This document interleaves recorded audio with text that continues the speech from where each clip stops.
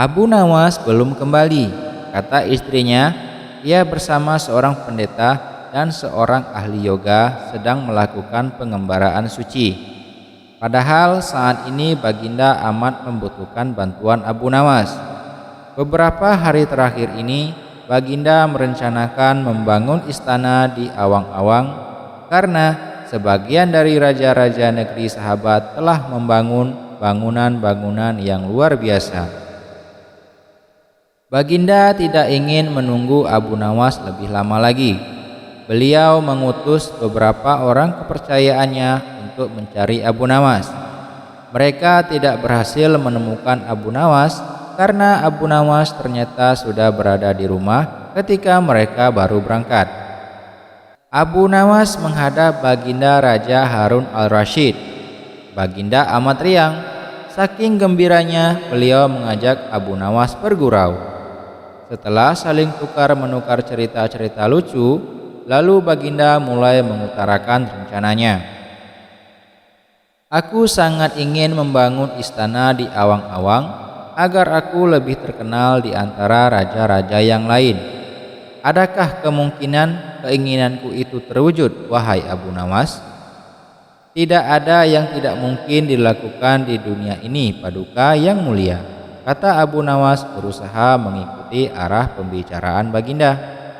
Kalau menurut pendapatmu hal itu tidak mustahil diwujudkan, maka aku serahkan sepenuhnya tugas ini kepadamu, kata Abu Nawas. Kalau menurut pendapatmu hal itu tidak mustahil diwujudkan, maka aku serahkan sepenuhnya tugas ini kepadamu, kata Baginda puas. Abu Nawas terperanjat. Ia menyesal telah mengatakan kemungkinan mewujudkan istana di Awang-Awang. Tetapi nasi telah menjadi bubur. Kata-kata yang telah terlanjur didengar oleh Baginda tidak mungkin ditarik kembali. Baginda memberi waktu Abu Nawas beberapa minggu. Rasanya tak ada yang lebih berat lagi bagi Abu Nawas kecuali tugas yang diembannya sekarang. Jangankan membangun istana di langit, membangun sebuah gubuk kecil pun sudah merupakan hal yang mustahil dikerjakan. Hanya Tuhan saja yang mampu melakukannya, begitu gumam Abu Nawas. Hari-hari berlalu seperti biasa. Tak ada yang dikerjakan Abu Nawas kecuali memikirkan bagaimana membuat Baginda merasa yakin kalau yang dibangun itu benar-benar istana di langit.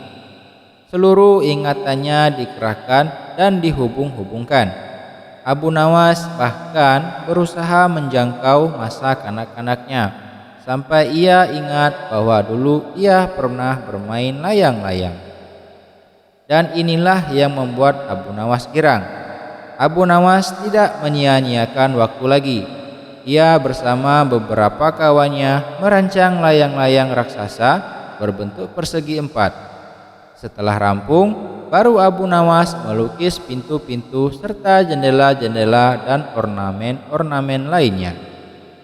Ketika semuanya selesai, Abu Nawas dan kawan-kawannya menerbangkan layang-layang raksasa itu dari suatu tempat yang dirahasiakan. Begitu layang-layang raksasa berbentuk istana itu mengapung di angkasa, penduduk negeri gempar.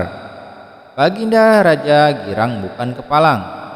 Benarkah Abu Nawas berhasil membangun istana di langit? Dengan tidak sabar, beliau didampingi beberapa orang pengawal bergegas menemui Abu Nawas.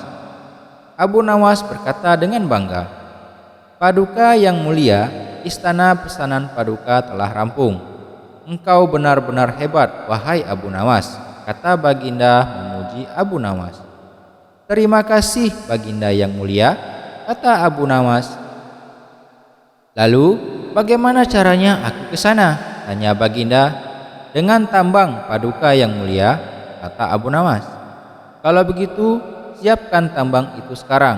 Aku ingin segera melihat istanaku dari dekat," kata Baginda tidak sabar. "Maafkan hamba Paduka yang mulia, hamba kemarin lupa memasang tambang itu, sehingga seorang kawan hamba tertinggal di sana dan tidak bisa turun," kata Abu Nawas. "Bagaimana dengan engkau sendiri, Abu Nawas? Dengan apa engkau turun ke bumi?" tanya Baginda.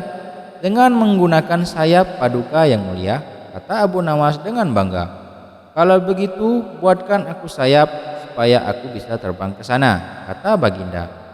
"Paduka yang mulia, sayap itu hanya bisa diciptakan dalam mimpi," kata Abu Nawas menjelaskan. "Engkau berani mengatakan aku gila sepertimu?" tanya Baginda sambil melotot. "Ya Baginda, kurang lebih seperti itu," jawab Abu Nawas tangkas.